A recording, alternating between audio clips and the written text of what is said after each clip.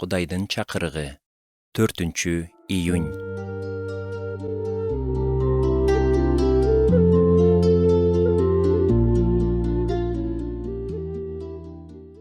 Мен футбол ойноп чоңойдум. Шексиз, бул менин эң сүйүктүү спортум. Орто жана жогорку мектепте мен көчмө турнирлерге катышчымын. Ал эми жогорку мектептин командасында ойноо менин бала кезимден берки чоң кыялым эле. Азыркыга чейин так эстейм. Орто мектепте окуп жүргөндө жогорку мектептин намысын коргой турган учурду чыдамсыздык менен күтчүмүн. Форманы кийип, кийим алмаштыруучу бөлмөдөгү толкунданууну сезинүү кыялданчымын. Мен даяр элем жана кыялым үчүн колумдан келгендин баарын кылуудан коркчу эмесмин. Бирок биринчи эле жылы тандоо сыноолорунда менин чечкиндүүлүгүм катуу сыналды. Ошол учурда машыктыруучубуз бизди катаал тесттен өткөрүүнү чечкен эле. Азырда аны эстесем денем титирейт. Бул машыгууда мен үчүн психологиялык жактан оор нерсе бар болчу. Ал тесттин эркин жана так чектелбеген форматы мени коркутчу. Жолдун ички тарабында суу агызуучу темир торлор жайгашкан эле. Бир малда башыма мындай ой келди.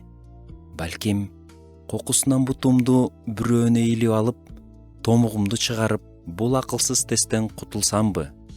Албетте, мен андай кылган жокмун. Бул өтө акылсыздык болмок. Эмне үчүн билесиңби? Анткени мен бул чуркоонун артында турган нерсени чыныгы каалоомду билчимин. Негизги командага кирүү мүмкүнчүлүгү, команданын бир бөлүгү болуу каалоосу бул убактылуу оорудан жана чарчоодон да маанилүүрөөк эле. Дал ошол кыял мага багынбай, улантууга күч берди. Мен түшүндүм. Бул тажрыйба көп учурда Ыйсаны ээрчип жүргөндө кездешкен кыйынчылыктарга жана азаптарга окшош. Римдиктерге жазылган катта элчи Павыл мындай дейт: анткени биздин ичибизде ачыла турган даңкка салыштырганда азыркы учурда тартып жаткан азаптар эч нерсе эмес деп ойлойм. Бул экөөнү салыштырып да болбойт. Таразанын бир жагына бул дүйнөдөгү азаптарды койсок, таразанын экинчи жагына бизди күтүп турган келечектеги даңкты койсок, ошондо Ыйсаны ээрчүүнү улантуу татыктуу экенин көрөбүз.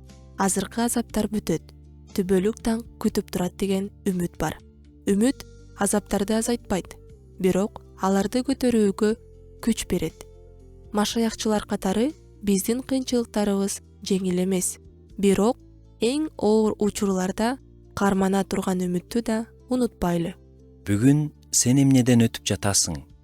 Эмне сенин ишенимиңди солгундатып жатат? Кайсы азаптар сени багынууга түртүп жатат? Кудай сени көрүп турат жана алдыда күтүп турган нерсе азыркы кыйынчылыктарыңдан алда канча жакшы. Ошондуктан алдыга жүрө бер. Кудайдын руху сага баарын кайраттуулук менен жеңүүгө күч берсин.